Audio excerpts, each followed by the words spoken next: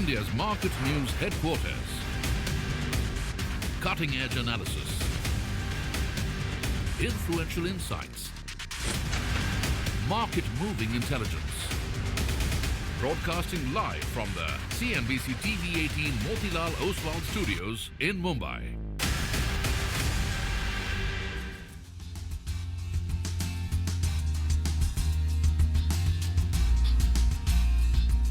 Good morning. You're with us here on a fresh new edition of Bazaar Morning Call. Coming out of a weekend, Monday morning, lots and lots of stuff to track. Lots of earnings over the weekend and many more lined up ahead. We're coming to you from the CNBC TV 18 Motilal Oswal studios. I'm Prashant. With me, my colleagues Surabhi and Nigel.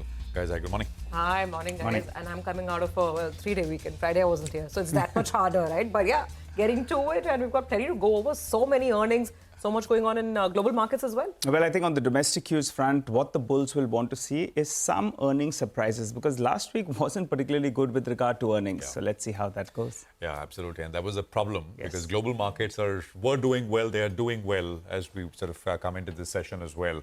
So let's just rewind the clock back and tell you where we left off on Friday. It was a good session on Friday. And, a market had gotten extremely oversold. We detailed some of those indicators like the Nifty PCR, etc. on Friday morning. We had a sharp cut intraday after open, and then there was a 300-point recovery on the Nifty from the day's low. We basically, on both the Nifty and the Bank Nifty, broke the prior lows and then staged strong recoveries. This is the quantum of recovery for both those indices on Friday. Nifty bounced 300 points, the Nifty Bank bounced 1,100 points from the day's lowest level. I mean, by close day on day, which is Friday's close to Thursday's close, it looked like a 100-point gain on the Nifty. But from the lows, it was a much stronger session. Now, the global stuff, right? U.S. equities, it's not as if the globe has been the problem. U.S. has been making all-time highs, incremental stuff happening in China. You may like it, you may not like it enough, but something is happening, right? German, for example, European equities and some of the troubled markets there are starting to come back a little bit. So globe has not exactly been the problem. So S&P, Nasdaq, fresh all-time highs. Nasdaq was up 0.63, did a little better compared to the S&P because yields were a little lower. This is, by the way, the 6th straight week of gains for the U.S. markets. Yields, dollar and oil were all lower. The Trioca was all down on Friday. This is good news. Now, focus, of course, remains on U.S. elections. We are basically, just about 2 weeks away from U.S. Voting, and the tempo, the momentum, etc. is picking up. But what has also happened in a very marked fashion is that betting markets, if you take an aggregate of betting markets, they have progressively skewed and very aggressively towards Donald Trump. It was looking like Harris was cruising along, but over the last 2 or 3 weeks, and I think it's coming into sharper focus now, Trump is very much in the lead. That's something to keep an eye out on. And I think over the next 2 weeks or so, we'll also try and look at what a Trump presidency may mean for emerging markets in India specifically as we go along. If that is indeed the case, I'm sure it'll go through a lot more volatility, and 2 weeks is a long time in politics, but keep this in mind. Now, the immediate kind of factor could be that Trump's odds could keep Treasury yields and the dollar stronger. Yields higher and dollar stronger. His, of course, agenda is much more fiscal expansionary as compared to Harris. So that's the one channel via which it affects financial markets. Now, just to circle back the levels here. So we've had a nice bounce and a decent close on Friday. We need to defend some of these levels now and hold on and build on to some of those gains. So how do we decide whether the market is starting to get out of this phase? You've got to look at levels. 25,234 is the near-term upside level to take out for the market. That beyond that, I think you can expect a little bit of near-term momentum, but that's the first marker that the Nifty at least needs to get above. On the way lower, 24,567 was the low, and that should not break. That should hold in case selling starts to emerge. Nifty Bank broke the low of 51,005. That is on Friday, and then, of course, bounced. On the way up, the near-term resistance for the Nifty Bank is 52,835. It's a 61.8% retracement. And on the lower side, 51,000 is the level which the Nifty Bank should now not break. I mean, on Friday morning, I was saying that perhaps is getting very, very oversold, and a near-term bounce perhaps is round the corner, a short-term bounce. How much more momentum in the short-term bounce, I think, is the question. And in that regard, I'm still not very sure that this is it, that this is the bounce, this is the turn, and the market's really now going to start to fly. A lot will depend on incoming data, especially earnings here in India, which have been the problem. I mean, actually, if you look at the top earnings over the last 2 weeks or so since the earnings season started, I would say about 60-70% of the numbers have really disappointed. If not on the top line, then definitely on the margins. That needs to improve over the next few weeks from here. Surabhi. Well, Prashant, absolutely. And speaking of US elections, you guys saw that story. I read it 3 times to make sure I was reading it right. So $1 million a day being given by Mr. Musk to anybody who's signing his pro-Trump petition. And I think it's gone into some regulatory issues over there. But yeah, $1 million a day for whoever's willing to sign. So it's very, very entertaining to say the least. Although this morning I saw a tweet from him, I think because of all of the thing. He said, well, it's not for registering as a Trump supporter or as a Republican supporter.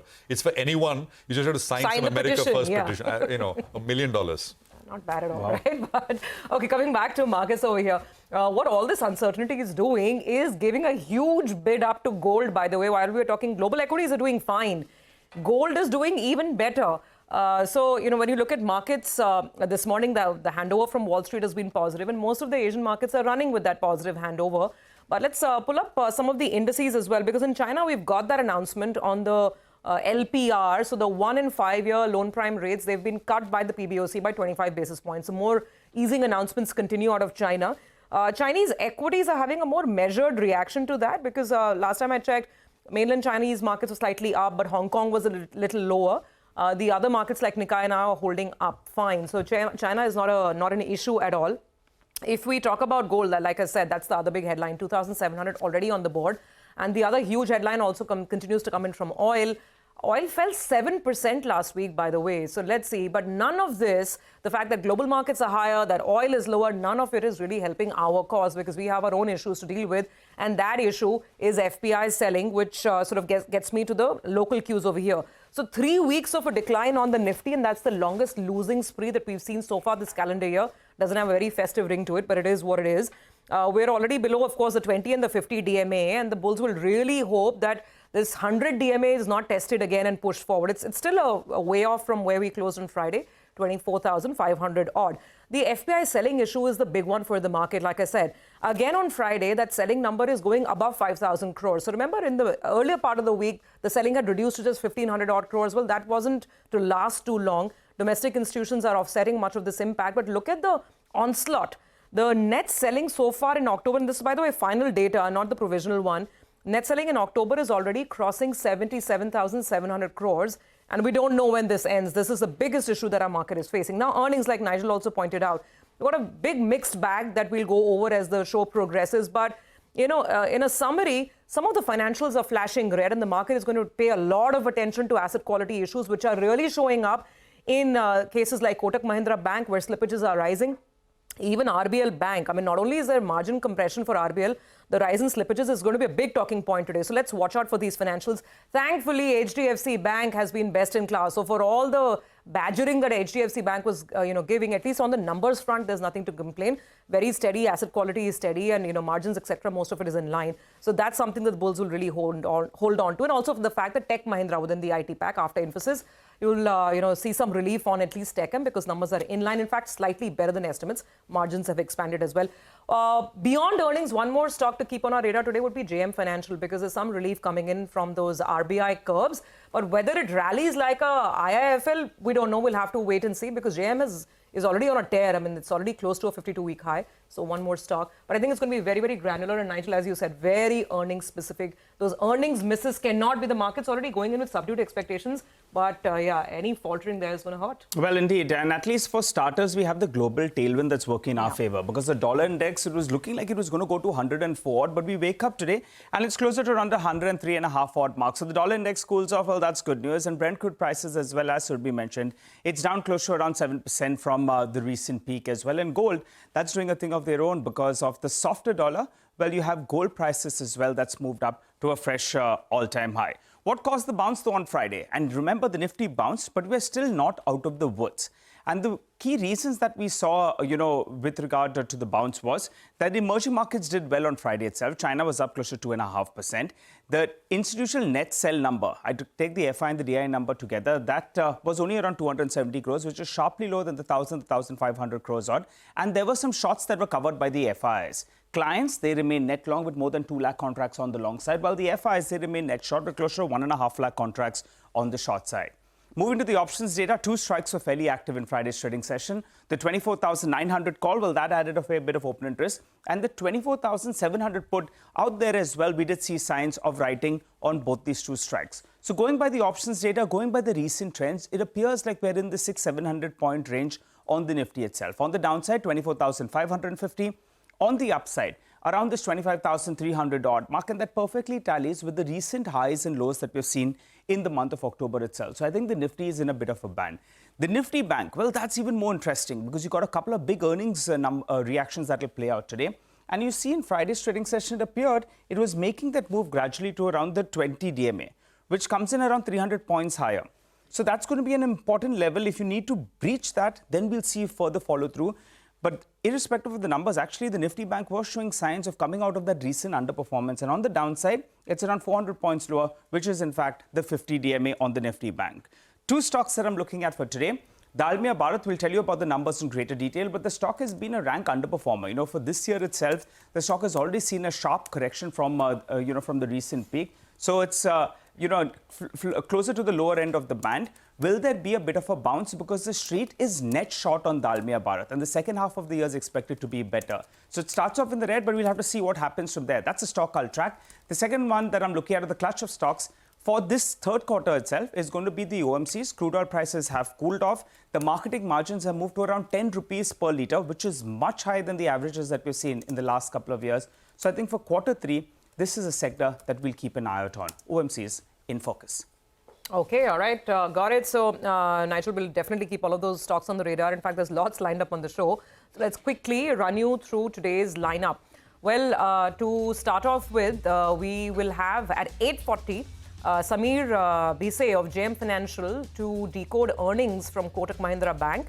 A lot of those bank numbers have come through, so we'll talk about that. At 9 a.m., we'll have the management of NetWeb Technology. Sanjay Lodha will join in to detail their second quarter performance. At 9:20, Harsha Upadhyay of Kotak Mahindra AMC joins in. He's our market master of the day. At 9:30, we get chatting with Hindustan Zinc. Strong numbers over there. So we'll have the management talk about whether this can really sustain.